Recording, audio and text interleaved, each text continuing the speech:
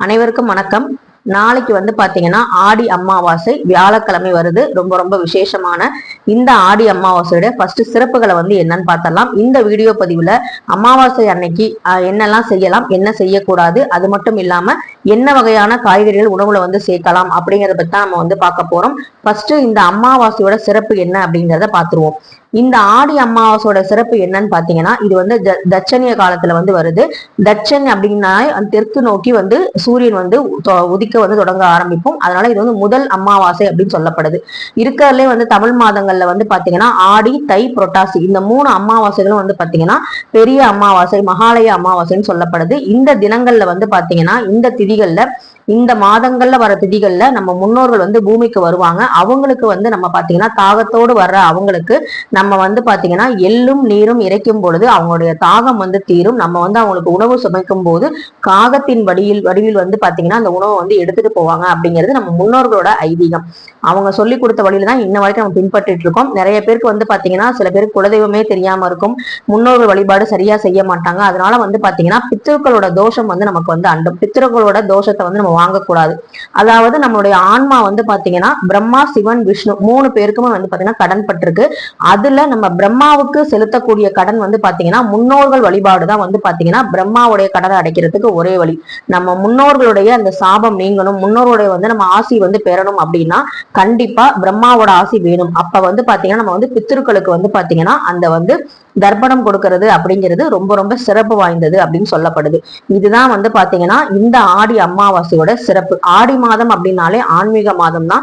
இந்த மாதத்துல வரக்கூடிய இந்த முன்னோர்கள் வழிபாட்டையும் பாத்தீங்கன்னா இந்த அமாவாசை திதியில பெரிய அமாவாசையா சேர்த்து நம்ம முன்னோர்கள் இந்த காலத்துல வருவாங்க. அவங்களுக்கும் நம்ம எப்படி குலதெய்வ வழிபாடு செய்யறோம், ஆடி பெருக்கு செய்யறோம், ஆடி பூரம் செய்யறோம், ஆடி வெள்ளி, ஆடி செவ்வாய், ஆடி நாக சதுர்த்தி, நாக பஞ்சமி, இந்த மாதிரி நிறைய விஷயங்கள் நம்ம செய்யும் பொழுது முன்னோர்களையும் நம்ம மறந்துடக்கூடாதுங்கிறதுக்காக இந்த ஒரு ஆடி அமாவாசைய நம்ம முக்கியமா சொல்லியிருக்கோம். மற்ற அமாவாசை ஏதாவது தவற விட்டா கூட ஆடி, தை, புரட்டாசி இந்த 3 அமாவாசைகள் நம்ம கொடுக்கும் பொழுது மற்ற அமாவாசை ஏதாவது தவறுனா கூட இதுல அது கழிந்து போயிடும் அப்படிங்கிற மாதிரி ஒரு ஐதீகம் இருக்கு. அதனாலதான் இந்த அமாவாசையை பெரிய அமாவாசை அப்படின்னு சொல்லப்படுது. இப்ப பாத்தீங்கன்னா அமாவாசையோட சிறப்பை பார்த்துட்டோம். இந்த அமாவாசை திதியில நம்ம என்னெல்லாம் செய்யணும் அப்படின்னா முன்னோர்களுக்கு பாத்தீங்கன்னா தர்ப்பணம் கொடுக்கணும். இந்த முன்னோர்களுக்கு நான் ஏற்கனவே சொன்ன மாதிரி தர்ப்பணம் கொடுக்கறதுங்கிறது நம்மளுடைய பித்திருக்கள் தோஷம் நீங்கும். அதே மாதிரி பிரம்மாவுடைய ஆசையை நமக்கு பெற்றுத்தரும். தலைவிதியை மாற்றக்கூடியவர் தான் பாத்தீங்கன்னா பிரம்மா. அப்ப நம்ம பாத்தீங்கன்னா முன்னோர்களுக்கு நம்ம கொடுக்குற அந்த வழிபாடு, நம்ம முன்னோர்களுக்கு செய்யற அந்த வழிபாடு மூலமா நம்மளுடைய தலைவிதி கண்டிப்பா மாறுங்கிறதுல எந்த சந்தேகமும் இல்லை. இன்னும் சில பேர் என்ன சொல்லுவாங்க அப்படின்னா குலதெய்வம் கோயிலுக்கு போகலாமா, அதாவது கோவில்களுக்கே போகலாமா அமாவாசை நாட்கள்னு கேட்பாங்க. அமாவாசை நாட்கள்ல நீங்க ஃபர்ஸ்ட் பாத்தீங்கன்னா முன்னோர்கள் வழிபாடு செஞ்சு அவங்களுக்கு தலவாழை இலை போட்டு அவங்களுக்கு பிடிச்சதெல்லாம் சமைச்சிட்டு அவங்களுக்கு நெய்வேத்தியம் பண்ணிட்டு அதுக்கப்புறம் பாத்தீங்கன்னா படையல் போட்டுட்டு அதுக்கப்புறம் தான் பாத்தீங்கன்னா சாமி கும்பிட்டு மதியம் போல நீங்க கோவிலுக்கு போகலாம், இல்லை மாலை நேரங்கள்ல போகலாம். அதுலயும் குறிப்பா குலதெய்வம் கோயிலுக்கு போறதுங்கிறது ரொம்ப ரொம்ப விசேஷமானது. ஏன் அப்படி சொல்றேன் அப்படின்னா நம்ம முன்னோர்களை தான் நம்ம குலதெய்வமா வழிபடுறோம். இப்ப கருப்பு சாமி, காத்தவராயன் சாமி, முனீஸ்வரர் சாமி இவங்களெல்லாம் பாத்தீங்கன்னா எங்க வச்சிருப்பாங்கன்னா ஊருக்கு எல்லையில இருப்பாங்க, நமக்கு காவல் தெய்வங்களா இருப்பாங்க. அதே மாதிரி அங்காளம்மன், காளி இந்த மாதிரி பாத்தீங்கன்னா பெண் தெய்வங்களையும் முக்கர தெய்வங்கள் சில பேருக்கு குலதெய்வமா இருப்பாங்க. இவங்கெல்லாம் பாத்தீங்கன்னா வீட்டுக்குள்ள இருக்கணும்னு அவசியம் இல்லை, வெளியே நமக்கு காவலா நிற்பாங்க. அப்படிப்பட்ட நம்ம முன்னோர்களை தான் பாத்தீங்கன்னா நம்ம குலதெய்வமா வழிபாடு செய்யறோம். அந்த மண்ணுல போய் நீங்க கூட தர்ப்பணம் கொடுக்கறது ரொம்ப ரொம்ப நல்லது.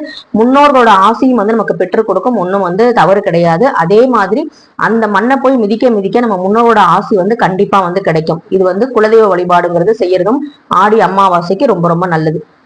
எள்ளும் நீரும் இறைக்கிறது எதுக்காக அப்படின்னா இந்த 3 திதிகள் சொன்னேன் பார்த்தீங்களா, அமாவாசை 3 முக்கியமான மாதங்கள்ல வர இந்த தை, புரட்டாசி, ஆடி இந்த அமாவாசைகள்ல நம்ம முன்னோர்கள் பாத்தீங்கன்னா பூமிக்கு வலம் வருவாங்க நம்மளை ஆசீர்வதிக்க. அப்படி வரும்பொழுது அவங்களுக்கு எள்ளும் நீரும் இறைக்கும் பொழுது அவங்க பாத்தீங்கன்னா அவங்களோட தாகம் தீரும். அவங்க பாத்தீங்கன்னா மேலோகத்துல ரொம்ப மகிழ்ச்சியா இருப்பாங்க. அப்படிங்கிறதுக்காக தான் இந்த மாதிரி விஷயங்கள்லாம் பண்றோம். அதே மாதிரி பாத்தீங்கன்னா நம்ம முன்னோர்களுக்கு கொடுக்கும் போது அந்த முன்னோர்கள் யார் வடிவில் நம்ம சாப்பாடை எடுக்கிறாங்க, நம்ம சமைக்கிற சாப்பாடை எடுத்துட்டு போறாங்கன்னு எல்லாருக்குமே தெரியும். காகம் பாத்தீங்கன்னா நம்ம முன்னோர்களோட ஒரு அடையாளமா பார்க்கப்படுது. அவங்க பாத்தீங்கன்னா எடுத்துட்டாங்க அப்படின்னா நமக்கு ரொம்ப சந்தோஷமாவே இருக்கும். சோ அந்த காகம் பாத்தீங்கன்னா காகத்துக்கு உணவு வைக்கிறதுங்கிறது ரொம்ப ரொம்ப நல்லது. அதே மாதிரி பசுமாட்டுக்கு அகத்திக்கீரை கொடுப்பாங்க. அதுவுமே பாத்தீங்கன்னா ரொம்ப ரொம்ப நல்லது, நமக்கு தோஷங்கள் நீங்கும். அது மட்டும் இல்லாம நாய், பூனை இந்த மாதிரி சின்ன சின்ன ஜீவராசிகளுக்கும் நீங்க உங்களால முடிஞ்ச உணவுகளை வந்து கொடுக்கலாம். அதே மாதிரி யாராவது பசியோட இருக்காங்க, வயசானவங்க முடியாதவங்க இருக்காங்க அப்படின்னா அவங்களுக்கு உங்களால முடிஞ்ச அளவு எவ்வளவு வேணா நீங்க உணவு வாங்கி கொடுக்கலாம். இல்ல ஒரு ஆளுக்கு தான் என்னால வாங்கி தர முடியும்னா அவங்களுக்கும் நீங்க வந்து உணவு வாங்கி கொடுக்கலாம். இது எல்லாமே வந்து அமாவாசை நாட்களை நம்ம எல்லாருமே வந்து செய்யக்கூடிய ஒரு விஷயம். அதே மாதிரி அமாவாசை அன்னைக்கு நம்ம என்ன செய்யக்கூடாது அப்படின்னு பாத்தீங்கன்னா புத்தாடை வந்து அணியக்கூடாது. அது ரொம்ப ரொம்ப முக்கியம். புதுசா ஒரு ட்ரெஸ்ஸை வந்து நம்ம வந்து போடக்கூடாது. அதே மாதிரி தலையில வந்து எண்ணெய் வந்து வைக்கக்கூடாது. எண்ணெய் தேய்ச்சி வந்து குளிக்கவும் கூடாது, எண்ணெயும் வைக்கக்கூடாது அப்படின்னு சொல்லுவாங்க. நல்லா வந்து தலையை வந்து வாஷ் பண்ணிடுங்க எண்ணெய் இல்லாம. அதுக்கப்புறம் வந்து பாத்தீங்கன்னா நம்ம வந்து வெளியூர் போறது, வெளியில வந்து ஒரு பிக்னிக் மாதிரி சுத்தி பார்க்க போறது, அந்த மாதிரி விஷயங்கள்லாம் பண்ணக்கூடாது. ஏன்னா அமாவாசை அப்படிங்கிறது வந்து பாத்தீங்கன்னா கடலை வந்து பாத்தீங்கன்னா ஒரு ஒரு சீரற்ற நிலையில தான் இருக்கும். அதோட அலையோட வேகம் எல்லாமே. அப்போ வந்து மனசும் வந்து பாத்தீங்கன்னா ஒரு மாதிரி வந்து ஒரு ஒரு மாற்றமா தான் இருக்குங்கிற மாதிரி சொல்றாங்க. சயின்ஸ் படியும் சொல்றாங்க. பௌர்ணமி தேதி முழு நிலவு வரும்போது நம்ம மனசு எப்படி இருக்கும், அமாவாசை நேரத்துல நிலவு ஒளி வராது அப்ப எப்படி இருக்கும் அப்படிங்கிற மாதிரி நம்ம மனசுக்கும் அதுக்கும் சம்பந்தம் இருக்கு. சோ இந்த மாதிரி நேரத்துல நம்ம வந்து வெளியில வந்து பயணம் செய்யறது, அப்படி ஊர் சுற்றுறது, அது மாதிரி விஷயங்கள்லாம் பண்ணக்கூடாது அப்படின்னு சொல்லப்படுது. அதே மாதிரி நகம் வெட்டுறது, முடி வெட்டுறது, இந்த மாதிரி விஷயங்களும் பண்ணக்கூடாது. மொட்டை அடிக்கிறது, இந்த மாதிரி விஷயங்கள் எதுவுமே பண்ணக்கூடாது. முடிஞ்ச அளவு வந்து பாத்தீங்கன்னா நம்ம முன்னோர்கள் நினைச்சிட்டு நம்ம குலதெய்வ வழிபாடு அதை மட்டும் செஞ்சாலே போதுமானது. உங்களுக்கு பிடித்தமான கோயில் பக்கத்துல இருக்குன்னா அங்கேயுமே நீங்க வந்து அம்பாளுக்குலாம் வந்து அபிஷேகம் பண்ணுவாங்க. ஆடி அமாவாசை அதுக்கு அபிஷேக பொருட்கள் நீங்க வாங்கி கொடுக்கலாம். சோ இதெல்லாம் வந்து நீங்க வந்து இந்த மாதிரி விஷயங்கள் எதுவுமே வந்து நீங்க செய்யக்கூடாது. அதுக்கப்புறம் வந்து நம்ம வந்து நான் சொன்ன மாதிரி ஏற்கனவே சொன்ன மாதிரி அன்னதானங்கள் வந்து நிறைய பண்ணலாம் இந்த அமாவாசை திதியில. அது ரொம்ப ரொம்ப நல்லது. அதுக்கப்புறம் வந்து பாத்தீங்கன்னா என்ன சமைக்கலாம் அப்படின்னு பாத்தீங்கன்னா கண்டிப்பா வந்து வாழைக்காய் வந்து எல்லாருமே சேர்ப்பாங்க. அது எதுக்காக சேர்க்கிறாங்க அப்படின்னா வாழையடி வாழையாக வந்து நம்ம குடும்பம் வந்து தலைச்சு வரணும் அப்படிங்கிறதுக்காக தான் இந்த வாழைக்காயை வந்து சேர்ப்பாங்க. அதே மாதிரி விஸ்வாமித்திரர் வந்து அருந்ததி கிட்ட வந்து பாத்தீங்கன்னா 1008 காய் வந்து சமைக்க சொன்னாங்க அப்படின்னு சொல்லி புராண கதை ஒண்ணு இருக்கு. அப்ப வந்து அவங்க என்ன சமயோஜிதமா யோசிச்சாங்க அப்படின்னா சாஸ்திரப்படி பாத்தீங்கன்னா ஒரு பாகற்காய் வந்து 100 பாகற்காய்க்கு சமம், 100 காய்க்கு சமம். அதே மாதிரி ஒரு பலாக்காய் வந்து பாத்தீங்கன்னா 600 பலாக்காய்க்கு சமம். அதே மாதிரி பிரண்டை வந்து 300 காய்க்கு சமம் அப்படின்னு சொல்லப்படுது. அப்ப 100 300 400 பிளஸ் 600 பலாக்காய் வந்து 600 மொத்தம் 1000. 8 வாழைக்காய் வந்து வைப்பாங்களாம். சமைச்சு கறி சமைச்சு 8 வாழைக்காய் வந்து வைப்பாங்களாம். இதுதான் வந்து நான் 1008 காய் நான் வச்சுட்டேன் அப்படின்னு சொல்லிட்டு ஒரு சாஸ்திரத்துல இருந்த அந்த ஸ்லோகத்தையும் சொல்லுவாங்களாம். அப்பதான் விஸ்வாமித்திரருக்கு அருந்ததியோட அந்த புத்தி கூர்மை வந்து புரியுமா. சோ வந்து பாத்தீங்கன்னா இதுல வந்து நம்ம பாகற்காய், பிரண்டை, இது வந்து பலாக்காய் வந்து இப்ப சீசன் தான். ஸோ வந்து பாத்தீங்கன்னா அதெல்லாம் ஈஸியா கிடைக்கும். அதே மாதிரி வாழைக்காய் கண்டிப்பா சேர்ப்பாங்க. நீங்க எப்பவும் போல உருளைக்கிழங்கு இந்த மாதிரி வைக்கிறதுக்கு, வேற ஏதாவது பீன்ஸ், கேரட் இந்த மாதிரி வைக்கிறதுக்கு இந்த புராணத்துல சொன்ன மாதிரி ஏதாவது ஒரு காய் வந்து நீங்க சேர்த்துக்கோங்க. இல்ல எல்லா காயுமே கிடைக்கும்னா நீங்க வந்து சேர்த்துக்கலாம். சில பேர் பாவக்காய் வந்து கசப்பை போய் வைக்கிறதா நினைப்பாங்க. நம்ம வந்து விசேஷமா வந்து நம்ம முன்னோர்களுக்கு கொண்டாட முடியாது. முன்னோர்கள் இல்லைங்கிறத ஒரு வருத்தமா தான் நம்ம செய்வோம். அவங்க வந்து சாப்பிடணுங்கிறதுக்காக தான் இந்த கசப்பு காயும் ஒண்ணு வந்து சேர்த்துக்கிறாங்க. அதனாலதான் வந்து இதை சேர்த்துக்கிறது. சோ வந்து பாத்தீங்கன்னா உங்களுக்கு எப்படி நீங்க தொடர்ந்து என்ன பண்ணிட்டு இருக்கீங்களோ அதையே பண்ணுங்க. பலாக்காயெல்லாம் வந்து பாத்தீங்கன்னா நார்மலா வந்து நம்ம சேர்த்துக்கலாம். வாழைக்காய் வந்து கண்டிப்பா வந்து இந்த அமாவாசையில கண்டிப்பா சேர்ப்பாங்க. சோ இதெல்லாம் வந்து நீங்க சேர்த்து சமைச்சு வடை பாயசத்தோட வந்து நம்ம வந்து செய்யலாம். சோ இதை வந்து நீங்க வந்து செஞ்சீங்கனாலே நம்மளுடைய விதியை வந்து மாற்றக்கூடிய இந்த முன்னோர்களோட தர்ப்பணம் கொடுக்குற இந்த விஷயத்த செய்யும் போது நம்ம வாழ்க்கையில மென்மேலும் வந்து பாத்தீங்கன்னா நல்ல விஷயங்கள் நிறைய நடக்கும். அது மட்டும் இல்லாம வாசல்ல வந்து கலர் கோலமோ இல்ல வந்து அரிசி மாவுள கோலமோ போடாம செம்மண் காவியில வந்து பாத்தீங்கன்னா கோலம் போடுறதுங்கிறது நல்லது. அதுல வந்து ஒரு பூ மட்டும் வைக்கலாம். அதே மாதிரி நீங்க வந்து உருளி வைக்கிறவங்க உருளி வச்சுக்கலாம். நாளைக்கு எப்பவும் போல நீங்க வந்து சாமிக்கு எப்பவும் போல பூவெல்லாம் போட்டுடலாம்.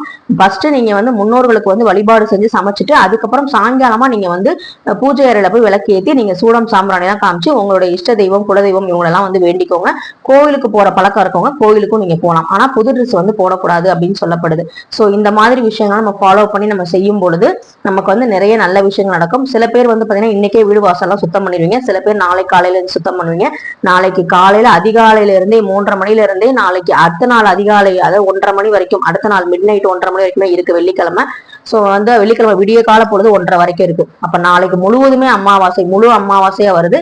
இந்த நாள்ல நீங்க வந்து நல்லபடியா வந்து பாத்தீங்கன்னா பித்திருக்களுக்கு நல்லபடியா வந்து சமைச்சு அவங்களோட ஆசீர்வாதத்தை வந்து பெறுங்க. எல்லோருக்குமே நல்லதே நடக்கும் அப்படிங்கறத வந்து நம்ம வந்து இறைவன்கிட்ட வந்து வேண்டிக்குவோம்.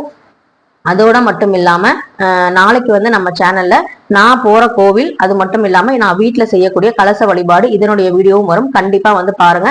நான் ஏற்கனவே வந்து பாத்தீங்கன்னா குலதெய்வம் அப்படிங்கிற பிளேலிஸ்ட் வந்து கொடுத்துருக்கேன். குலதெய்வ வழிபாடும் நாளைக்கு செய்வேன். ஸோ எல்லாமே நாளைக்கு வரும். கண்டிப்பா நம்ம சேனலை சப்ஸ்கிரைப் பண்ணி வச்சுக்கோங்க. உங்களுக்கு இந்த வீடியோ பிடிச்சிருந்தா லைக் பண்ணுங்க, ஷேர் பண்ணுங்க, கமெண்ட் பண்ணுங்க.